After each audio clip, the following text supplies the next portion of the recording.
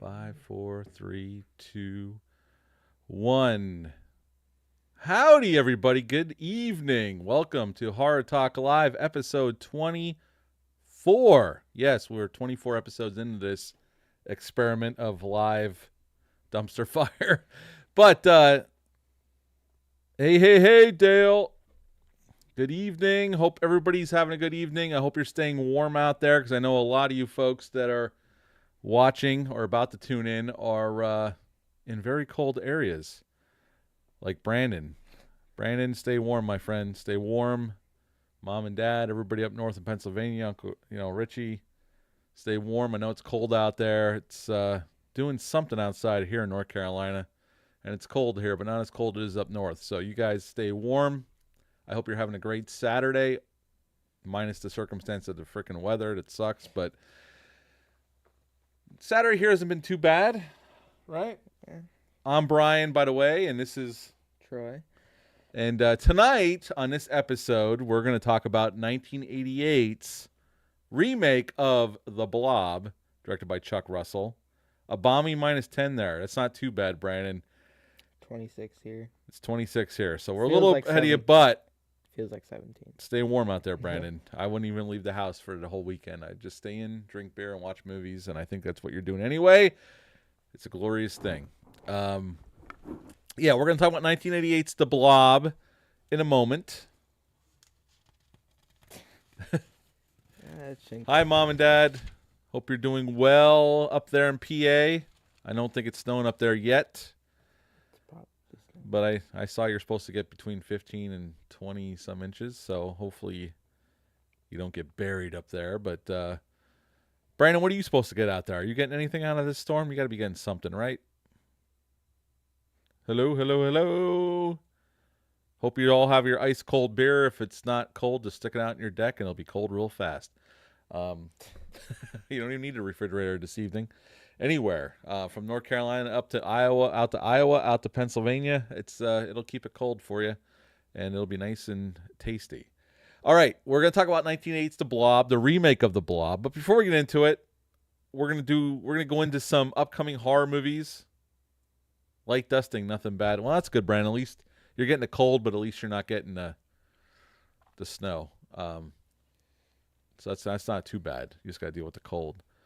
But we're going to go over some upcoming horror movies coming out over the next couple months, and we're up some upcoming physical media releases, mostly horror, one action movie, because I had to put it in there because it's a Van Damme movie, and I'm a big Van Damme fan. But upcoming horror movies starting next weekend. We got next weekend on the 30th, a new Sam Raimi movie getting released, and that movie is Send Help. Now, the early reviews have been stellar on this movie, and I'm a huge Sam Raimi fan, going back to Evil Dead days, obviously the Spider-Man movies, Darkman, Simple Plan, which is amazing. So I'm very excited about this. Sam Raimi dragged me to hell. Love that movie. So I'm very excited about a new R-rated Sam Raimi movie. And also, some news dropped that Sam Raimi would love to direct a Batman movie. I need that in my life. So James Gunn, if you're paying attention, Sam Raimi wants to do it. Give him a call, give him the keys to the kingdom, and let him cook. We need a Sam Raimi Batman movie. I need that in my life. Also on February 6th, we have Strangers Chapter 3 coming out. If you've seen the first 2 chapters, me and Troy have. And we'll be going to see this one in the theaters. We enjoyed the first 2. I know they're very divisive. Go turn the heat down, please, quick. I know, but it's gonna just turn it down, the heat down. You don't gotta turn anything else. I don't want it coming over the microphones. That thing blasts like it's just a couple degrees. It'll last for the hour we'll be on. And then February 27th, we got the brand new Scream movie. Scream 7 comes out in a little over a month from now. February 27th, Scream 7. On March 6th, we have the new adaptation of The Bride of Frankenstein, just called The Bride, directed by Maggie Gyllenhaal, has a stellar cast in it. And then on March 27th, we're getting Ready or Not 2, which I'm very excited about because I love the first Ready or Not movie. So yes, that comes out on March 27th. Physical media-wise, I only have 4 that I'm really going to go over. 3 are horror, 1 is action. On February 3rd, Paramount is releasing Friday the 13th Part 2 on 4K.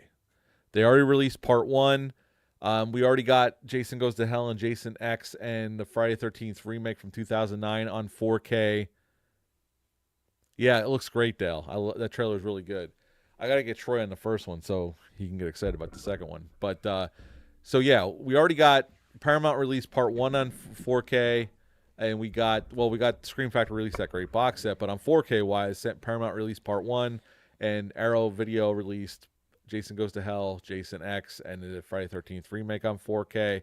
And now Paramount's coming out with Part 2 on 4K on February 3rd. On February 17th, a movie I liked quite a lot, and so did Troy, the Silent Night, Deadly Night remake from back in December, comes out on 4K on February 17th. Also, on February 17th is a Jean-Claude Van Damme movie, which I actually really like this movie, and me and Dale _A from the Bat and Spider podcast just watched this one a few weeks ago. Double Impact gets released on 4K. Hello, Rich. What's up, buddy? Hi. And then on February 24th, Guillermo del Toro's Mimic comes out on 4K for the first time. So those are some upcoming physical media horror releases and one action movie because I love Jean-Claude Van Damme, especially his early stuff. Also, Lionheart's getting a 4K release around the same time. I didn't see that on the list, but Lionheart is getting a 4K release. So I think MVD Video is putting both of those out. So be on the lookout for those. I want both of those on 4K, and I already have my Silent Night, Deadly Night 4K on pre-order, so I should be getting that in a couple weeks when that drops. But and Friday 13th Part 2, I'll consider it, even though I have the box set. Cause, You should buy it. see, I have my son just throw me right under the bus. Buy the 4K, Dad, even though you already have it on that nice Blu-ray from Scream Factory. If you wouldn't have shown me it, then you wouldn't have this problem, huh? Hey, it's just part of the news. Also, we want to talk about movies we saw in the theater recently. We went to see Primate. Me and Dale _A. Troy did not see it yet, but me and Dale _A from the Bad and Spider podcast went to see Primate a couple weeks ago when it came out. And I got to recommend it if you're a horror fan. It's our first monkey goes batshit crazy movie we've had in quite some time. And it's severely R-rated. Like it went way harder on the gore and the kills than I thought it was going to. And I thought it was really well done considering of what it is. I mean, the characterization is just enough. And they don't pull no punches. It's exactly what you think it's going to be. It's a chimpanzee getting rabies and then going batshit crazy on the humans. And that's exactly what it is. And it was a fun time. It's a very solid R-rated, hardcore R-rated horror film.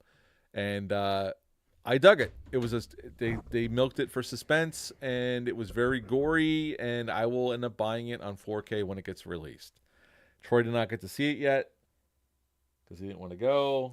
Yeah. He probably regrets that now, but you know, he'll be seeing it when it comes out in physical media. And next weekend we got the Sam Raimi movie comes out next weekend, which I want to see, and the new Jason Statham movie comes out I want to see. So there's 2 films next weekend I want to see. So we might be double dipping at the theater next weekend. I'll make it work one way or another because there's no way I'm missing the Sam Raimi movie, and Troy really wants to see the Jason Statham movie. So we'll make it happen, folks. We'll make it happen, and we'll utilize that Regal Crown Club or Regal Unlimited subscription I have. Got to do it, right, Dale? You got to use it because Dale has it too. So you got to use that thing. All right. I don't know how many of you. I know Dale and Brandon just watched The Blob. This is Troy's first time watching it. He's never seen it before until we just watched it. It just got over 20 minutes before we went live. I don't know how many of the rest of you's ever seen it or when the last time you saw it. But we had 3 really good to great remakes in the 80s. We had John Carpenter's The Thing, which I think is a perfect horror film. We had David Cronenberg's The Fly, and then we got Chuck Russell's The Blob, which is a remake of the 1957 original The Blob starring Steve McQueen. So let's get into this. The Blob came out August 5th of 1988. It's rated R. It's an hour and 35 minutes long. Had a budget of $10 million, although you'll see some sites list it more, but Chuck Russell has confirmed it was a little under 10 or around $10 million. And upon release, sadly, it only made 8.2 million, so it did not make its money back. Although it went on to have a very huge cult following on home video once it hit the VHS market. Chuck Russell co-wrote the script along with another, a director who directed one of my favorite movies of all time, Frank Darabont, who also co-wrote Nightmare on Elm Street 3 the year prior with Chuck Russell, which was Chuck Russell's first directorial movie, Nightmare on Elm Street 3, Dream Warriors. Although they wanted to make this film before that. They went to New Line and pitched the Blob remake. New Line didn't want to make the Blob remake, but they offered him the Nightmare on Elm Street 3 job, and that's how that became his first film. And then TriStar Pictures ended up distributing the Blob the year after Nightmare on Elm Street 3 came out. So that's how that he wanted to make the Blob first, but got offered Nightmare on Elm Street 3, and he did that first. And him and Frank Darabont wrote that script as well together because they were friends. And they met on a little movie called Hell Night back in 1981. They both worked behind the scenes on that film. So in this film, we have Shawnee Smith playing Meg. We have Kevin Dillon playing Brian Flagg, the bad boy of this little town. Donovan Leitch plays Paul. It's Meg's wannabe boyfriend. They're on their first date when we meet them in this film. Jeffrey DeMunn, who would go on to be in almost every Frank Darabont film he ever made, plays Sheriff Herb Geller. We also got Candy Clark playing the waitress at the diner, and she is no stranger to horror because she was in Zodiac, David Fincher's Zodiac, and she was also in a little slasher movie from 1999 called Cherry Falls. Art LaFleur, love Art LaFleur, and he plays the stereotypical dad, hard-ass dad, who's also the pharmacist in town. We got Joe Seneca playing Dr. Meadows, who seems friendly enough at first, but becomes a government scumbag, as the movie progresses, and meets a fitting end to his character, and we'll talk about that. Del Close plays Reverend Meeker, and Del Close actually was in the sequel to The Blob called Beware of the Blob that came out in 1972, and Chuck Russell brought him in on this film. We got Paul McCrane playing the deputy, and you would know him from RoboCop. He is a gentleman who gets soaked in toxic waste and basically gets blown apart by a car bumper. Yes, he's in this film.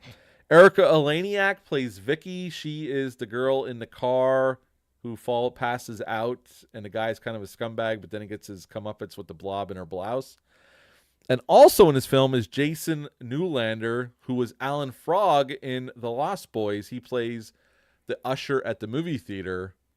He's in this film as well. And also, the gentleman who's the mechanic that Brian Flagg talks to, you see him in the beginning of the film and you see him at the end of the film. He is the detective in Halloween H2O in the beginning of the film.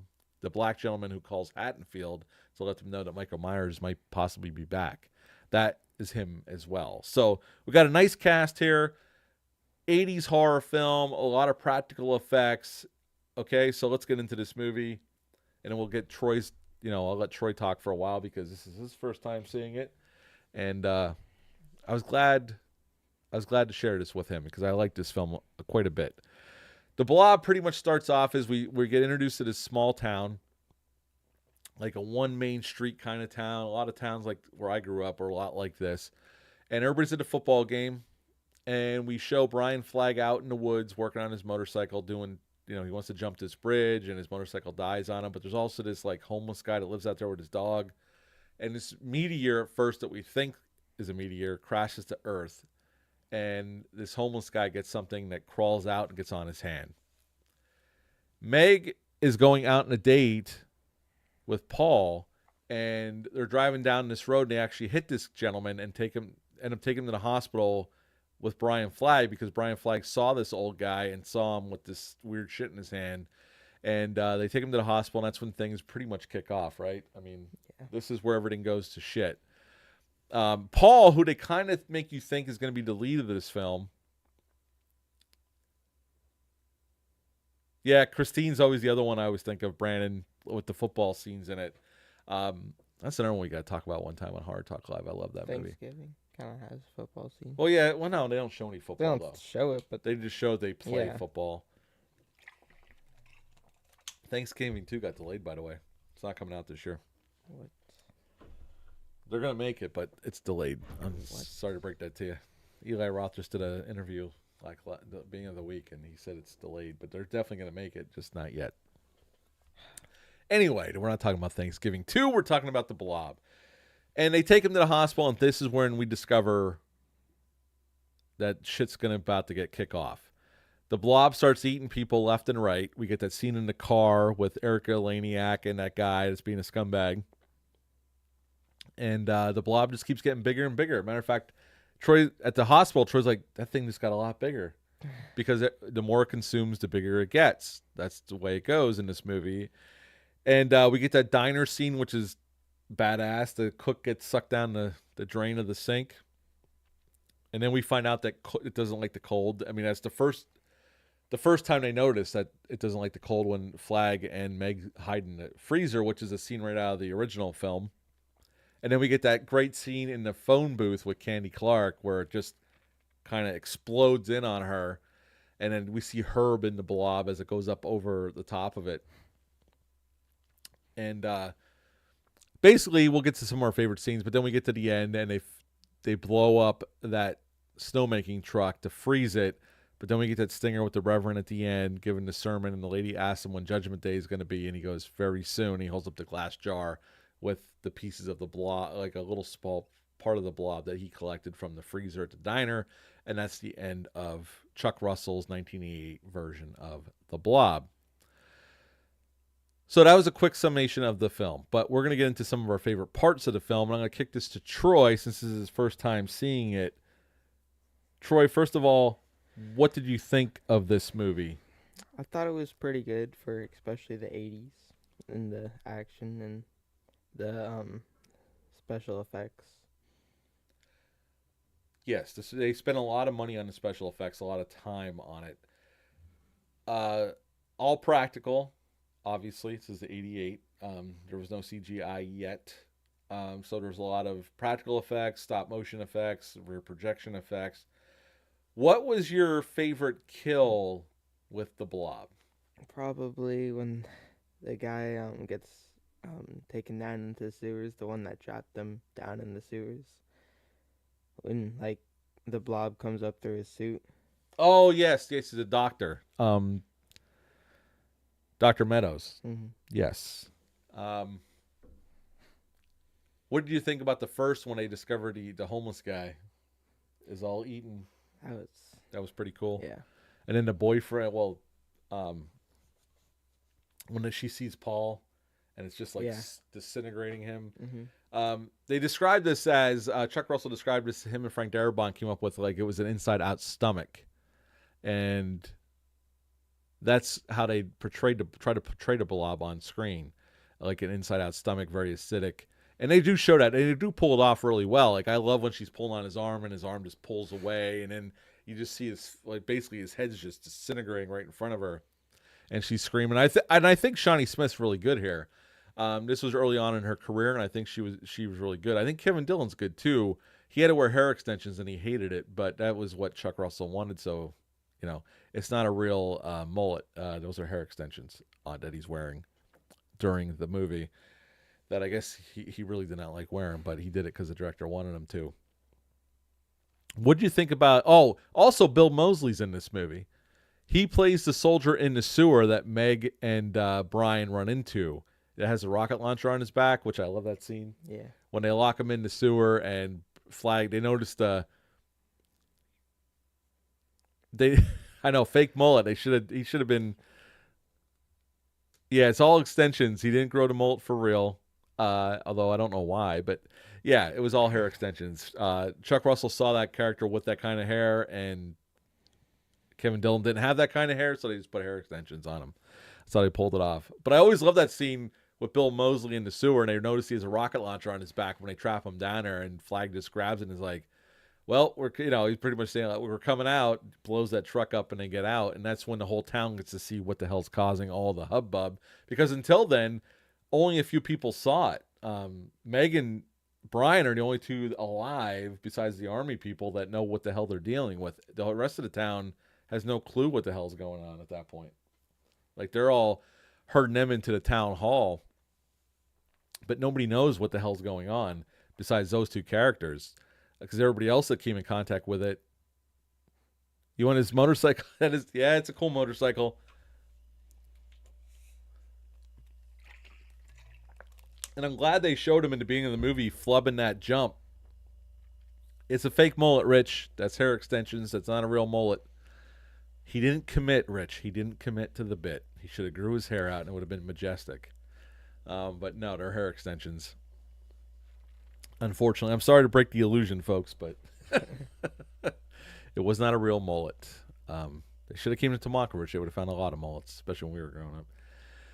But I like how they showed him in the beginning of the movie. They flubbed that jump across the bridge, but then when the government people are chasing him, he makes it, and we had that truck crash. I mean, they did a lot of cool shit for this movie for a little under $10 million. I mean, even back then, they did pull off a lot of stuff for not. I mean, it was bigger budget than some movies, but it wasn't a huge budget considering what they were able to pull off. I mean, in that scene alone, you have a helicopter, you got stunts with the truck crashing into the little canyon there. I mean, there's a lot of stuff going on, and Chuck Russell definitely spent the money was on screen, especially with all the practical effects they had to pull off.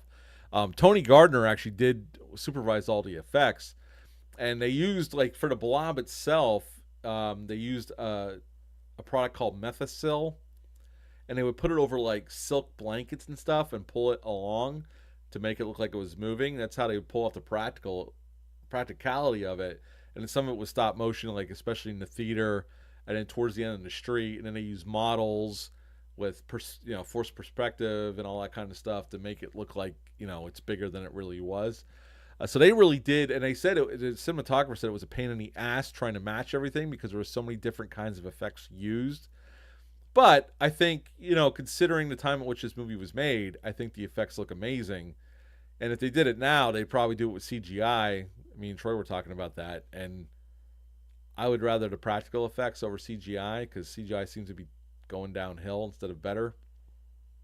Unless you have $400 million, which they never put into a movie like this. So I think the effects, even in 4K, hold up. On that beautiful 4K from Scream Factory, they hold up pretty damn well. I mean, what did you think of the effects? They look pretty good. And it's pretty gory at times. Like the blobs, like disintegrating people left and right. I mean, especially they even kill a kid in the movie, which is usually taboo, but they do kill that kid in the sewer, which was the friend's kid. I like how they went to that movie theater to see that rip off of Friday the 13th. I always thought that was pretty funny. And the one kid, the brother, is played by the same kid. It's in Return of the Living Dead Part 2 as well. I don't know his name, but I just know he's in Return of the Living Dead Part 2. He plays the brother in that film as well. Let me see here. I got some stuff for you. This movie was released exactly 30 years after the original movie. And Jack H. Harris, who produced the first film, produced this film as well. No, actually, Dale, this was actually filmed in a real town in Louisiana. It was actually filmed on location in a small town in Louisiana. So, no, it was not a backlot. It was actually filmed in a real town. Now, some of them were miniatures, obviously, for the blob effects, but it was shot on location. Actually, Shawnee Smith got her role as Amanda in Saw because James Wan and Lee Whannell, who co-wrote and James Wan directed that film, were a big fan of this film. So they hired her immediately for Saw because they were fans of the Blob. The phone booth effect with Kenny Clark when she's in that phone booth was actually the phone booth, that shot of it looking down before it blows in on her. It was a miniature. It was 3 feet tall. They built a 3-foot tall phone booth, and they put an articulated dummy in there that looked just like her. And they used mortar cannons to shoot the blob in at her, and that's how they pulled that effect off. So when they mounted the camera on top, and it was only 3 feet tall, but it looks really good in the movie. You can't tell. And then they just shot the shit in at her, at the dummy, and that's how they pulled that off. And I think it looks amazing. It still holds off. It's one of my favorite moments in the movie. Let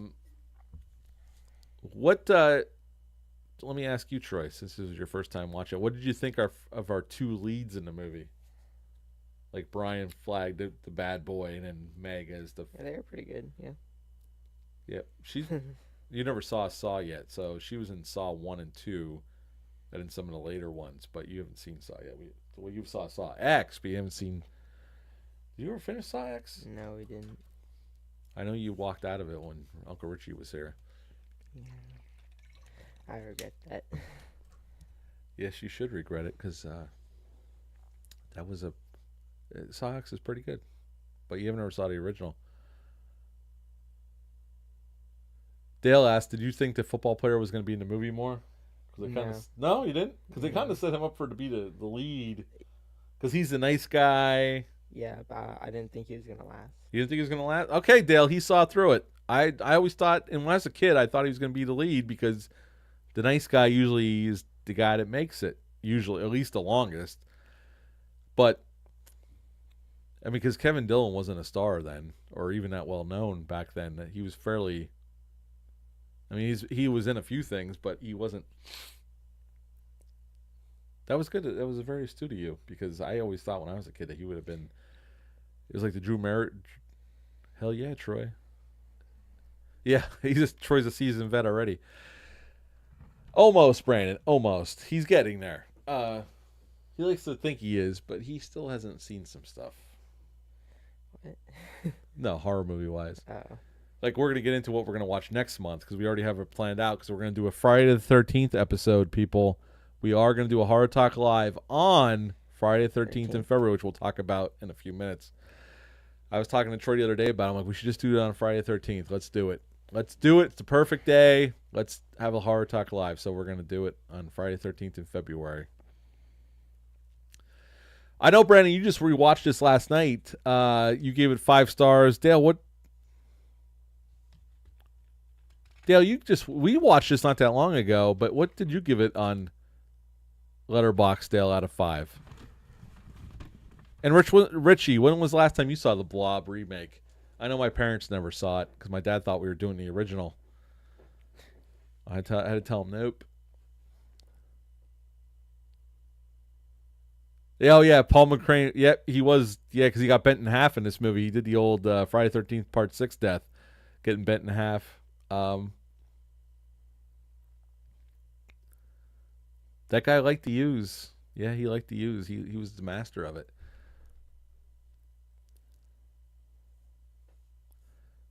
Actually, this might not be a bad one, Dale, to show Reed. Yeah. I think Troy thought that too. He goes, I think Reed would like this one. Well, Brandon, you got to see this with a double feature with The Thing, you lucky sucker, you. That is an awesome double feature. You can't beat that.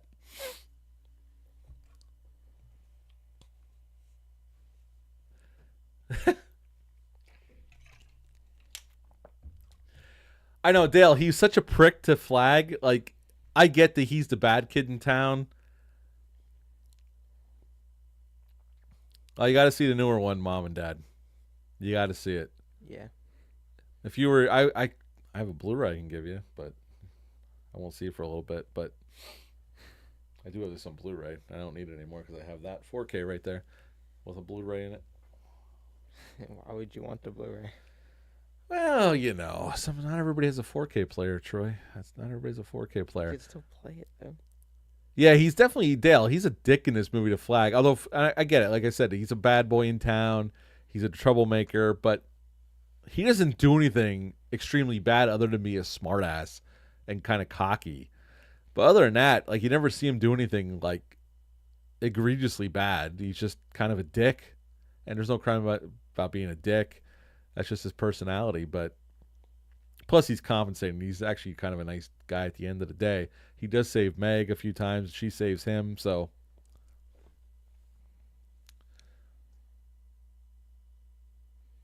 I know. That's what I mean. He just flat out thinks he murdered him. It's like there's no evidence that he did anything.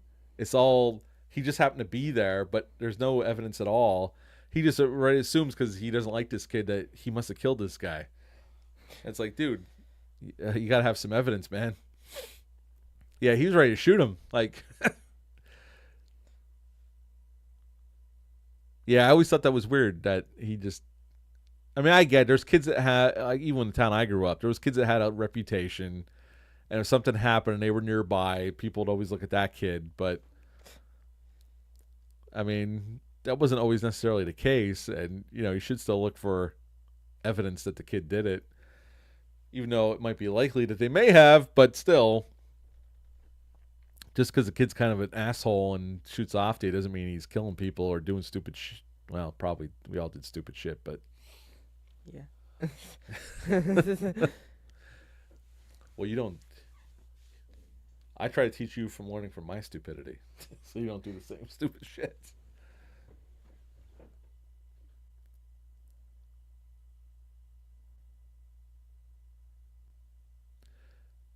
Yeah, this is very well paced, Dale. The pacing, an hour and 35 minutes. It's utilized very well. There's really not much wasted time. We did just enough time with our characters, and they set up the town, and then they introduced the Blob pretty quickly, and we're off to the races. Guilty by association. That's right. There's not really. They don't waste time here. Every moment is utilized in a good way. I know what. I also got to bring this up. This scene, and Dale, you posted a photo of it on your Discord. With them in the pharmacy buying the condoms. I love that scene where that kid goes up. The kid ends up being kind of a scumbag because he's gonna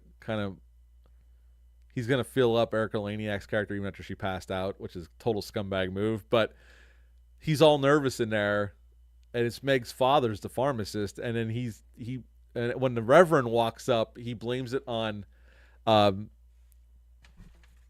other Paul is the one that wants the condoms. Like he blames his friend, and but I love that moment because it sets up when Paul picks up Meg because he asked for the rib condoms, and her dad's reaction, he just looks at him and he's like, ribbed. I just love that moment. It's just a cool gag. Just set it up just to, just add in some levity to the proceedings before the shit gets, pops off and things go crazy, where we have this acidic organism just eating people left and right. I just always love that scene. And it kind of, it's perfect teenage bullshit where you're nervous to buy condoms for the first time. Troy's 14. It's fine. You're nervous to buy condoms the first time, and then the Reverend shows up. I mean, that would be stupid ass luck. And of course, your friend standing in the back acting he's innocent, but you're like, no, I'm buying for him because he's, that's totally a realistic scenario. So I love that scene because it's just something that could definitely happen. And they play it nicely. Like I just like the way it's played. It just seems very real situation where you're just embarrassed. Like there's people around that you didn't anticipate, and it's like, oh shit, my buddy's the one that wants them, and he was too chicken shit to come up here, so I'm getting him for him. And I always like that scene, even though the kid ended up being, well, he got what he deserved anyway when the Blob sucked him through her, came out of her blouse and got him anyway. But I don't know, it's just little character moments like that. I always, it's kind of like, oh yeah, yeah, I know, I know. And then the kid had a whole bar in the fucking trunk of his car. What the fuck is that? Like the kid's underage and he has a whole bar in the back of his trunk. I mean, this kid, how many guys? Oh my god, it kills me every time, man. This kid was living in this small town, just has a full bar in the back of his car, making mixed drinks. I'm like, and he had that little mixer to mix it in. I'm like, what the? This kid's like, it has it all planned out. I just don't want to know how those glass bottles didn't break. I know. Troy's like, that was the first thing Troy said. Everything else he had no question about, but as soon as he saw the glass bottles in the back of the car, he's like, how the hell is he driving that around not breaking those glass bottles? And I'm like, bazinga. Oh, yeah, Brent, that was definitely Pimp My Ride shit. Definitely. Like, Pimp My Ride. And he had the little basketball hoop, the furry basketball hoop on the freaking underside. Just crazy shit, man. But yeah, Troy's like, how the hell those glass bottles not break? And I'm like, yeah, the battery operated blender. It was the kid ended up being a scum, but he was a genius. I mean, hats off to you, sir. But you pretty much deserve what you got anyway. But still, I'm always amazed by that scene. It makes me chuckle every time I see it. The kid just has a full bar in the back of his trunk, and I can't get over it. And I never will be able to get over it. But it's classic. It's just beautiful. God bless the 80s. They thought of it all. All right. So I'm going to ask Troy the big question, what he thought. What's he going to rate this out of 10? Troy, what would you rate The Blob 1988 out of 10? 8 8 out of 10. You liked it? Yeah. You'd want to show your friends? Yes. Okay. 8 is a very respectable number, gentlemen. And I like that Troy's he's enjoying these 80s movies because I grew up with them. Dale, I know you grew up with them. Rich, I know we watched a lot of these together, renting them from Broad Street Video in Tamaqua, Pennsylvania. Eileen Tamagini holding them for us. You remember those days, Rich? I pulled that name out of my ass, but yeah, Eileen Tamagini holding movies for us. I would give The Blob 1988. I would give this bad boy a 9 out of 10. 9 out of 10 for The Blob 1988. I've always liked this movie. I remember watching it on TV a lot in the early 90s on WPIX 11 out of New York. I always bring that up because they used to play a shitload of horror movies in the fall. But yeah, I used to watch this on WPIX. Dale, you probably remember that channel, WPIX 11 out of New York. Rich, I know you remember that channel. I saw a lot of horror movies for the first time on that station. And I didn't rent this until probably the mid-90s, so I never saw it in its R-rated fashion until probably the mid-90s when I rented it for the first time. But for the first few viewings, I saw it on TV. And I never forgot it, and I have the 4K now, and I really love this movie. I think it's one of the better remakes. Yeah, that was a beautiful channel. Every September and October, 8 o'clock, there'll be a horror movie on through a Halloween season. I'll never forget it. Loved it. 5 days a week, 4 to 5 days a week, you'd get a horror movie on that channel, and it was beautiful. But yeah, I always love this movie. It's definitely one of the better horror remakes ever done, and it's Chuck Russell did a really nice job. And you know what? Coming off of Nightmare on Elm Street 3, he had a lot of momentum. It's just a shame this didn't do so well. I think probably releasing this in the summer was probably a mistake. This probably should have came out in October, beginning of October, and played through the Halloween season. But, it's lived on, and it's grown a following. Make a list of all the horror movies you saw. I have to, you know what? You're right, Brandon. I should go through and make a list of all the ones. I will do that. Brandon. I will do a list. I will sit down and think about all the movies they used to show. Because I've mentioned that channel probably a dozen times in my time on YouTube. But I will, Brandon. I will do that. That's a good idea. But yeah, I think this is a really good one, and I think I'm glad Troy enjoyed it. I'm glad he wants to show to his friends. It may live on, and it actually, I don't know how many of you know this, but Rob Zombie was supposed to do a version of this back in the 2000s. After The Devil's Rejects came out, I think even before he did Halloween, there was rumors that he was actually no, it wasn't even rumors. There was word that he was tapped to do the Blob remake or reimagining, and then he ended up doing Halloween, and then he did Halloween 2 and Lords of Salem in between there. So it just never happened. But Rob Zombie, and I think John Carpenter was supposed to tap to do one at some point as well. This was back in the late 90s. Carpenter was also supposed to direct a Creature from Black Lagoon remake too. That fell through because Carpenter was supposed to do that, and Rick Baker was supposed to do The Creature, which we never got, unfortunately. But anyway, yeah, they were announced a Blob after Zombie left the project. They were still going to do it, and there has been no word in probably 10 years about a possible redoing this movie. I'm surprised they haven't tried to do this movie again. Although, like I said, they're going to CGI it up, and I don't know if I want that. I don't want that. But anyway, Troy gave it an 8 out of 10. I gave it a 9 out of 10 for The Blob, 1988. It's a great remake. If you've never seen it, I highly recommend it. It's a very fun movie. Some really cool practical effects, and it's a great cast, and you can do a lot worse. So, yeah, check out The Blob if you get a chance. That 4K is available, and you can get a Blu-ray as well. And I don't know if it's streaming anywhere. I didn't check that, but it might be streaming somewhere right as we speak. Now, let's talk about next month. February is coming, and you would think we're doing a Valentine's Day movie, but we're not this year because we have a Friday the 13th coming up in February, the day before Valentine's Day. Well, there you go. Fede Alvarez Not streaming for free. Yeah, I wasn't sure if Tubi had it. I don't know if it's even on any of the pay services, Dale. It might be. Um, if you know, say it in the chat. I haven't looked it up. But we have a Friday 13th in February. Matter of fact, I think we have 3 Friday 13th this year. God bless. And Troy has seen Friday 13th 1 through 6 and Jason Goes to Hell. So I said to him, I said, why don't we do a Friday 13th movie on Friday the 13th? Why not? It's a perfect opportunity to do a Horror Talk Live on the holiday. Even though I know it's not really a holiday, but to those horror fans it is, because it's Jason's birthday. God damn it. So I said to him, why don't we just do the next installment that you haven't seen yet? So I know this is going to be random, but we are going to do Friday the 13th, Part 7, A New Blood, for Horror Talk Live next month for our episode 25. We're going to do this bad boy, which is pretty much Jason versus Christine. Now, Troy doesn't know that reference yet, but he'll get it more next month when he watches this movie. So this is the movie we're going to talk about next month, where Jason has to fight somebody that has some, something waiting for him. And we'll talk. There's a lot to say about this movie in terms of the behind the scenes trouble and the MPAA trouble and a lot of stuff. The original intention of this movie, why they decided to go this route when they had other intentions for the movie. There's a lot to talk about this one. There's a lot of behind the scenes stuff.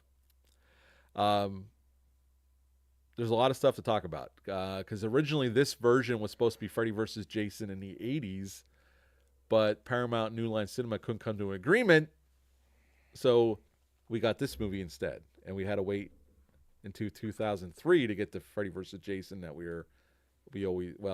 that they talked about since 1993 when Jason Goes to Hell came out. But originally this was supposed to be Freddy versus Jason, but it just didn't work out. And we'll talk about that next month. There's a lot that went on behind the scenes with the MPAA. This got butchered. We'll talk about that. But yes, Troy never saw this one, so this will be a fresh watch for him. I've seen this many, many, many, many times over the years. And I've owned it on VHS, DVD, and now on Blu-ray. And we'll discuss this next month. So get your Friday 13th Part 7 out, folks, and get ready for next month. We'll do this live. We'll do it live on Friday the 13th. It'll be a good day for it. But, Troy, anything else you want to add before we go? Mm-hmm. Well, why don't you say goodnight to everybody? Good night. We're going to say goodnight, and I hope you have a great Saturday. And also, for all you guys on the Discord out there, tune in to the Bat and Spider Discord. They have a watch-along starting at 8:30. And I think they're starting off with Action Jackson. Is that right, Dale? I think that's what you're starting off with. If I'm wrong, correct me. I probably am wrong, but I know you said something about Action Jackson. I'm going to try to pop in there and say hi and monitor from time to time. I don't know if I could partake for the whole thing, but I know there's a big storm out there. Good night, Dale. I'll text you in a little while. Yes, Action Jackson, baby. Keep on the lookout for Biff Tannen in that movie. Craig T. Nelson. Fucking Sharon Stone. Jesus Christ, has a hell of a cast. Carl Weathers, baby. Yeah, thanks, Rich. Good luck with the weather. I know you guys are going to get hammered with snow. We're going to get a lot of ice, unfortunately. God. Hey, look at the bright side. If you take a nice sled, you can just slide down the road. That's true. That's true. Unfortunately, Alicia's got to work tomorrow night, so hopefully it doesn't get too bad, but we're supposed to get up to an inch of ice possibly, so it's going to be a shit show here, I'm sure. But good luck to everybody. Stay warm out there. Enjoy the rest of your evening, and we will see you in February. And do me a favor before you go. Hit the like button, the thumbs up. I appreciate that. And subscribe if you haven't already. But that's it for us. And have a great rest of your Saturday night. Until next time, as I always say, bye. Good stream, buddy. You're yawning, though. You're concerning me over there. You tired?